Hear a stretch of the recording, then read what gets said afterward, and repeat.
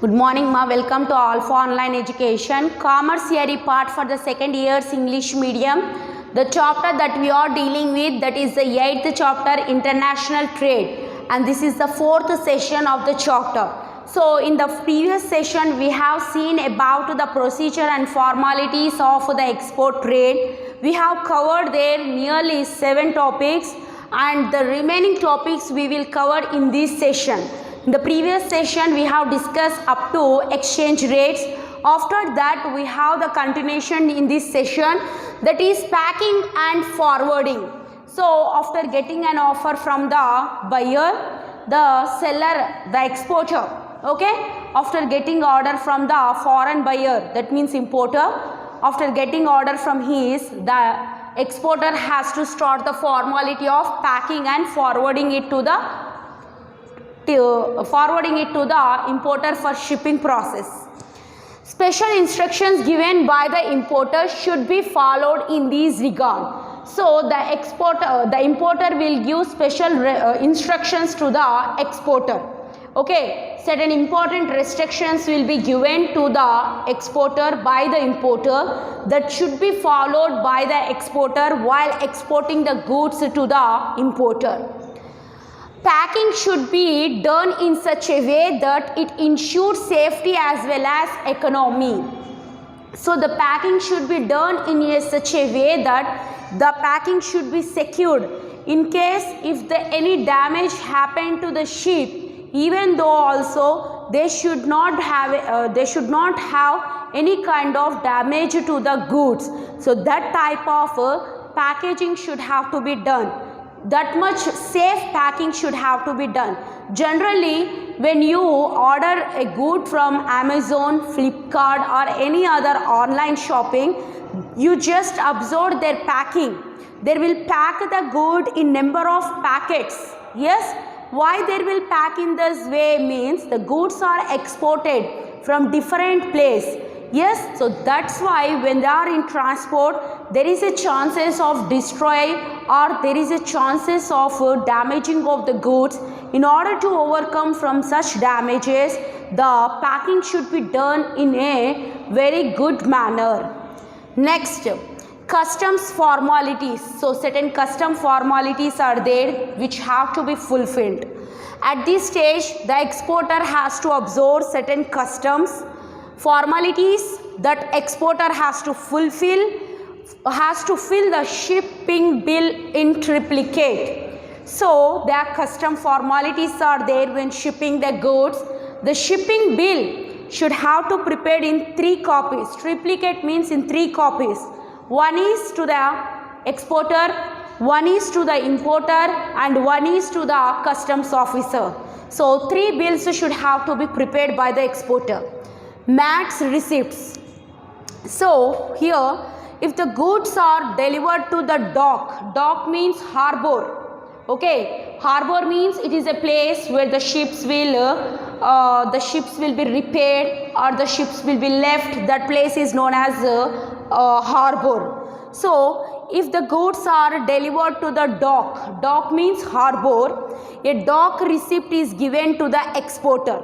So when they are shipped at the harbor, at the time the exporter will receive a dock receipt.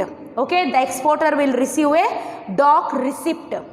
When the goods are directly handed over to the captain of the ship or his assistant, if the goods are not handling to the dock, okay, if the goods are not delivering to the dock, if they are directly handed over to the captain or his assistant, captain's assistant, then they are called as mate. They are called as mate. He issue a mate's receipt. The captain or his assistant issue a receipt that is known as mate receipt. But the receipt which is issued by the dock, harbor in charge, that is known as dock receipt. Okay, bill of landing. See, there is a chances of asking 2 marks question as mate's receipts and bill of landing.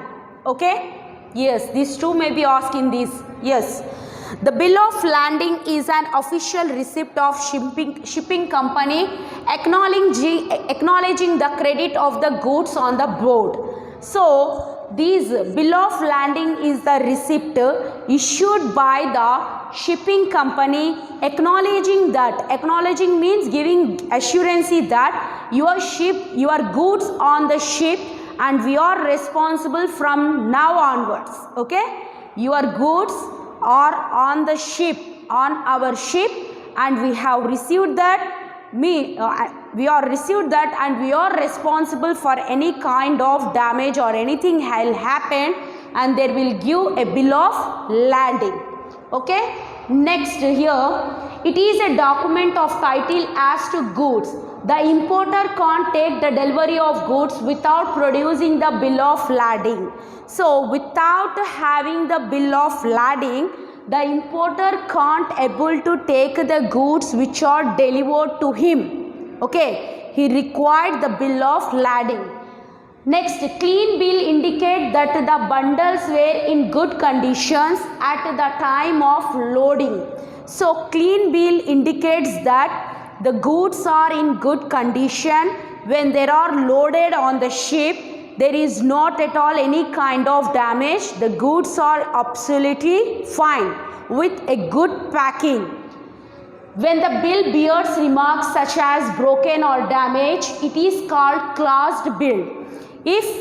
When the goods are shipping, at the time there is any damage or there is any broken happen to the good, then the other bill will be issued.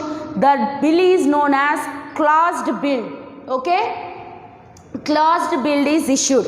If everything is fine, then clear bill is issued. If something is going on wrong or something has been done wrong, at that time they will issue closed bill. Okay, next, insurance of the goods. As these goods travel for number of days and for some number of weeks, so it becomes necessary to have the insurance for these goods. As the goods entering into the international trade are exposed to perils of sea, they should be properly insured. So these are moving through the sea, so it is very dangerous, because in the sea there will be low tide waves and high tide waves. When these waves are coming, at that time there is a chances of damage to the goods. So the goods which are on the ship, those goods have to be insured for the risk and also for uncertainties which we can't able to estimate. Certificate on origin. This certificate is the declaration testifying the origin of the export. Some countries give preferential treatment to friendly nations in the matter of payment of customs duty. So the certificate on origin, so from where these goods are exporting, those type of certificate is given. Before exporting the goods are being tested by the customs department. The customs duty will be levied on the goods, and in some case, if we want to maintain a good relationship with the other host country, for which country we are sending these goods, at that time there is no custom duty we will levied on them, so that that country can take the advantage and they can start the good business and good relationship with our country. So this is about the declaration of the origin. Next one, consular invoice. The customs authorities generally take much time in assessing the value of the goods and determining the accounts of the duty due to charge. To avoid these delay, the exporter get a consular invoice which enable the importer to obtain prompt clearance of goods after they reach the port for destination. So if there is any delay in the goods, that can inform to the importer, so the importer can take this invoice, okay, after reaching the port of destination. So the importer obtained a clearance of the good. the goods are clear how they are exported. In the same way, safely the goods have reached to the port where the importer want his goods to be import. Okay, at that place the goods will be imported and this consular invoice is given to the importer. So this is about the consular invoice. Next, preparation of invoice. After all the formalities are compiled with, the exporter has to prepare an invoice. So after the formalities are completed, the importer are also received the good. At that time the exporter will prepare an invoice, means what will be the price of that good, and that invoice is sent to the importer. Okay, securing payment. Now it's the time to make the payment. Here in this stage the importer has received the goods, where he want those goods, at which place he want those goods, at that place there are shipped those goods. Now the time is securing the payment, time for securing the payment. Drawing a bill on the importer. First stage is, now the bill is drawn in the favor of importer. This bill of exchange is sent to the importer along with the other documents. The exporter will sell the bill to the importer along with the other documents. Yes, if the exporter want to receive the amount immediately, he can discount the bill drawn on the importer within his bank. So then the importer will give certain time, he will give certain bill of he will give a bill of exchange. If the exporter want that bill payment immediately, then the exporter can discount that bill in with the importer's bank. Okay, immediately he can make the discount of that bill with the importer's bank. A letter of credit is issued in the favor of exporter by the importer's bank.